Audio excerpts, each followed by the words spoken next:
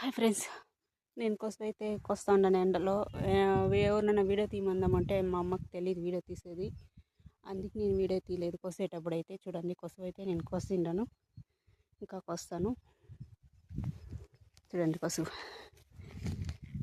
2 ఉడ్లు కోసినాక 3 ఉడ్లు 2 ఉడ్లకు వస్తే పెద్ద మోపు ఒకటి అవుతుంది. మా అమ్మకు వస్తుంది, అది నేను ఎత్తుకొని వెళ్తాను.